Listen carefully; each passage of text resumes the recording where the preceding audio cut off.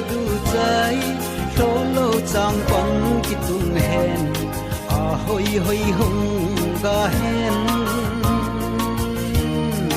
sa jong ga hen na jong ga hen tha se pu ke ma ne dingi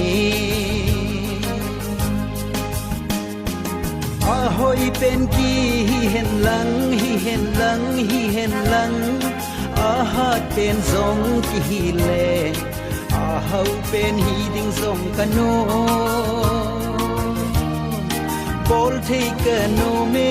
mi ho sangin tha se pu ke pa cha hi o Olo nunga kadeze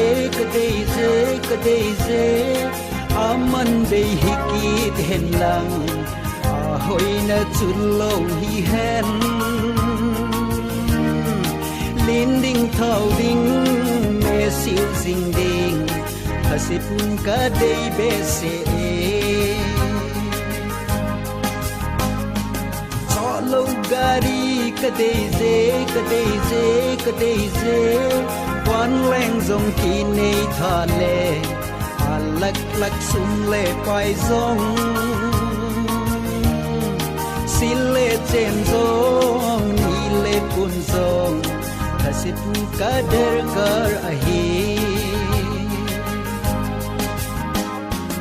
idu tu ki nehen lang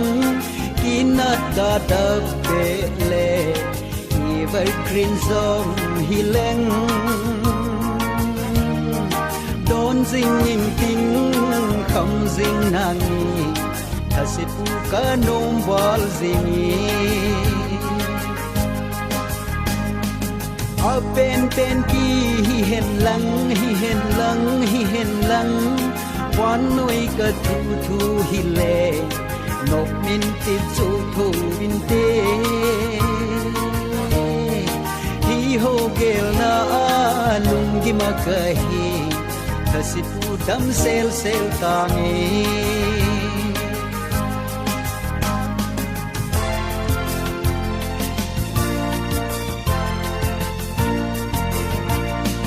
he pa thau me ka du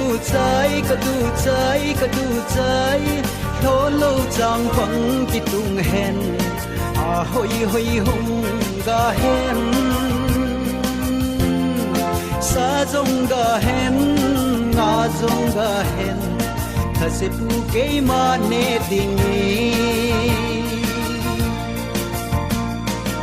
a hoi pen ki hi hen lang a hat pen zong ki hi le a hau pen hi ding zong kano bol thei kano me mi ho sangin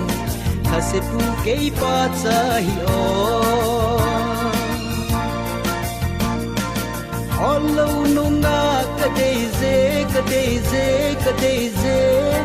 aman dei hikit hen lang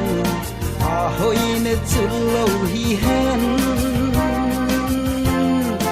linding thau ding me siu zing ding tha se pun ka dei be se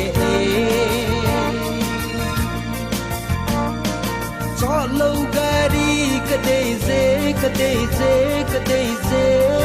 quan leng zong ki nei tha le alak lak sum le pai zong sile chen zong ni le pun zong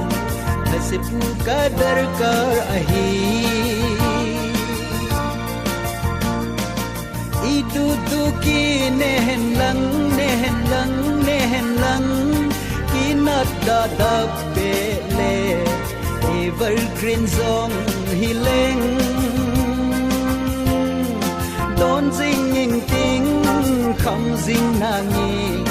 hasipu ka nom wal zingi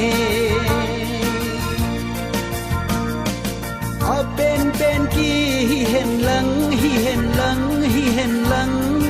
wan noi ka thu hi le nop min ti chu tho vin te hi ho gel na khaset mu dam sel sel ta ne